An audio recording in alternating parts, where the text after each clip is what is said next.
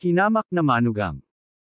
Kabanata 43. Naglakad si Alex Dixon palabas ng pintuan at tila may naisip.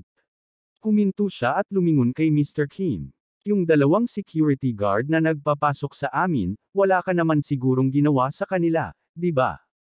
Natigilan si Mr. Kim at agad nang umiti ng paumanhin. Bulag ang dalawang bastos na yon.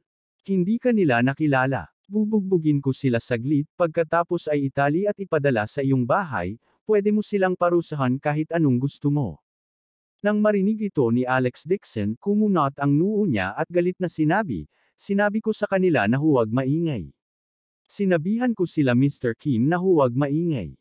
Kung pahihirapan mo sila, hinding-hindi kita mapapatawad. Ang mga salita ni Alex Dixon ay nagpabalik sa katinoan ni Mr. Kim. Paulit-ulit niyang tinango ang ulo. Opo, opo, opo. Dahil nakiusap si Mr. Dixon para sa kanila, hindi ko sila papahirapan. Bukas, bibigyan ko sila ng promosyon at pagtaas. Oo, tama yan. Tumango si Alex Dixon bilang kasiyahan at saka lumabas ng pinto. Pinangunahan ni Mr. Kim ang isang grupo ng kanyang mga subordinate at magalang na inihatid si Alex Dixon sa main door. Nagsisigawan pa ang mga ito sa likod niya nang maglakad siya palayo. Mag-ingat ka, Mr. Dixon. Ang pribadong silid ng Purple Cloud, kanina pa ay puno ng ingay, ay tahimik na ngayon. Nanlulumong umupo si Mark Lewis sa upuan. Hindi siya makapagsalita, at ang kanyang ekspresyon ay sobrang pangit. Nang maisip niya kung gaano siya kayabang sa entrance, nakaramdam siya ng hiya sa sarili. Paano hindi pala siya nakikilala ng dalawang gwardya bilang si Young Master Lewis, na pangalan na yumanig sa Jinling. Lahat ng ito ay dahil kay Alex Dixon. Nawala lahat ng mukha ni Mark Lewis, kinagat niya ang ngipin niya at sinabi ng may galit, itong si Alex Dixon, kailan niya nakilala si Mr. Kim? Tama na. Hindi napigilan ni Yang Wenyu na magsalita. Bakas sa mukha niya ang dissatisfaction. Mark, hindi ka loyal sa mga kaibigan mo. Nakipagkaibigan si Alex Dixon sa napakaraming big shot, ngunit wala kang sinabi. May muntik nang mangyari sa'yo ngayon lang. Natakot at inis si Yang Wenyu. Kung alam ni Yang Wenyu na may pambihirang pagkakakilanlan si Alex Dixon, hindi niya sana masasaktan ang gaya ng ginawa niya ngayon, at halos matapakan ang mukha ni Alex Dixon. Sa kabutihang palad, si Alex Dixon ay hindi gumawa ng kaguluhan tungkol dito. Kung hindi, sa sandaling magsalita siya, lalapit si Mr. Kim at puputulan ang kanyang mga kamay at paa, at hindi siya makakatakas ng hindi nasasaktan.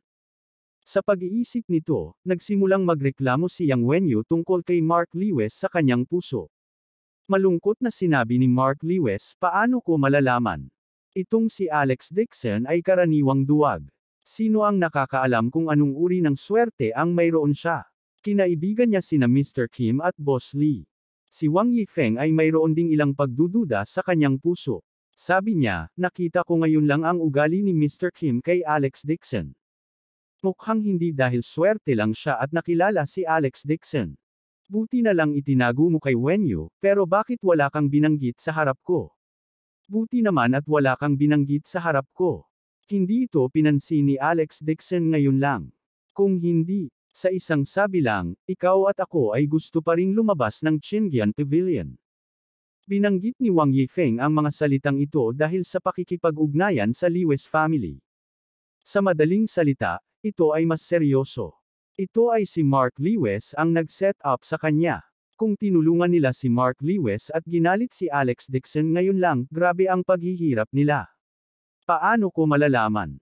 Sinubukan ni Mark Lewis na ipagtanggol ang sarili, ngunit labis din siyang nagulat sa kanyang puso. Sa pagkakakilanlan ni Alex Dixon bilang isang basura, paano niya nakilala ang mga tao ng Qingyan Pavilion? Kahit nagustuhin man ng Lewis family na kaibiganin siya, baka hindi sila papayag kahit na may mga regalo. Matagal nang nasa lipunan si Yang Wenyu, kaya ang init ng ulo niya ay pinakatapat. Ibinaba niya ang mukha niya at sinabing, Mark Lewis, nagpapanggap ka pa.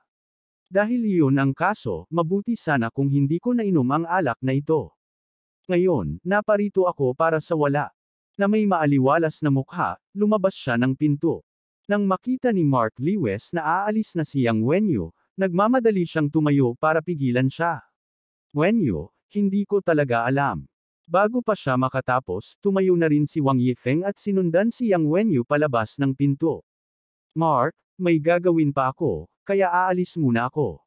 Hindi man siya nasisiyahan, nakipag-ugnayan na siya sa Lewis family. Bagamat hindi siya kasing tulad ni Yang Wenyu na hindi pa kalaibigan, nakaramdam pa rin siya ng kalungkutan sa kanyang puso. Sa isang kisap mata, magkasunod na lumabas ang dalawa sa private room. Si Mark Lewis na lang ang natitirang nakatayo sa harap ng mesa. Pareho siyang nagalit at naagrabyado sa kanyang puso. Paano niya malalaman na kilala ni Alex Dixon si Mr. Kim? At ang Dixon guy na ito ay talagang itinago ito sa kanya ng husto. Wala man lang siyang alam tungkol dito.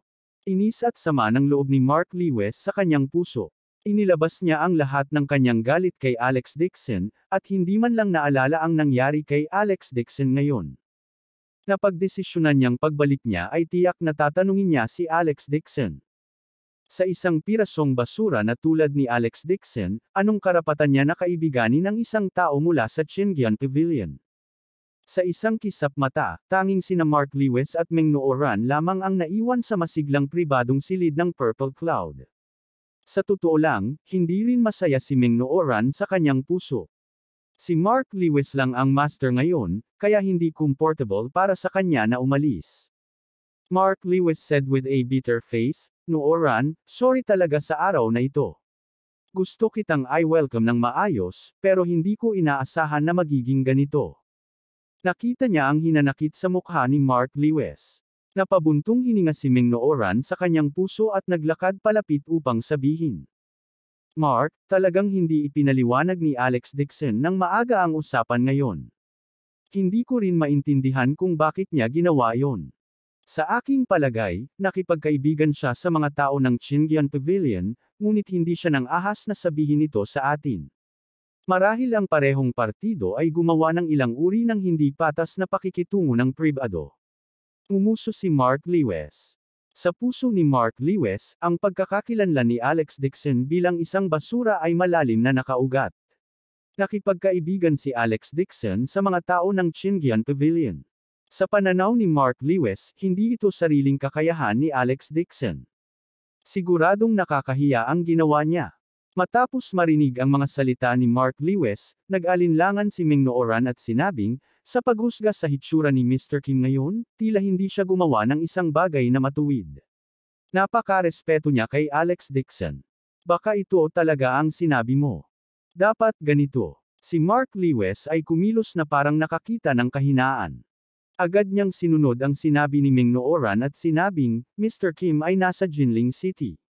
Sino ang hindi nakakaalam? Mataas ang tingin niya sa mga tulad ni Alex Dixon. Ang dalawa sa kanila ay walang anumang malilim na deal, posible ba ito?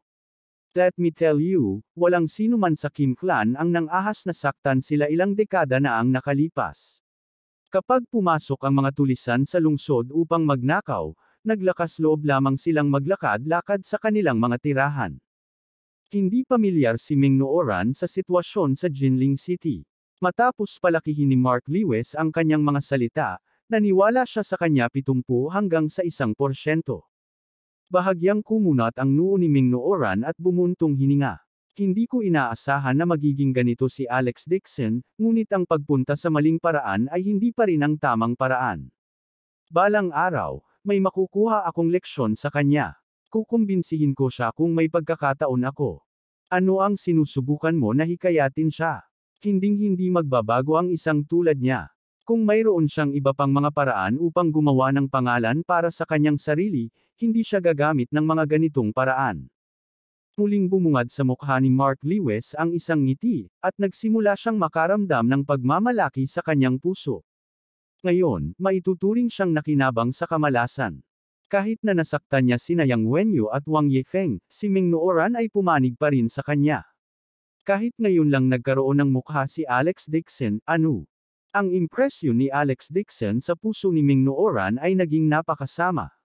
Hindi kailanman magkakaroon ng para sa kanya na mangyayari sa inaasahang pagkakataon. Hanggat sinamantala niya ang pagkakataon at nanatili sa Jinling City ng ilang araw, gagawin niya ang lahat para mapasaya si Meng Nooran, at tiyak na bibihagan niya ang puso nito. Si Mark Lewis ay nagmamalasakit lamang sa kanyang sariling kasiyahan, ngunit hindi niya alam kung sino talaga ang inaalala ni Ming Nooran. Abangan ang susunod na kabanata.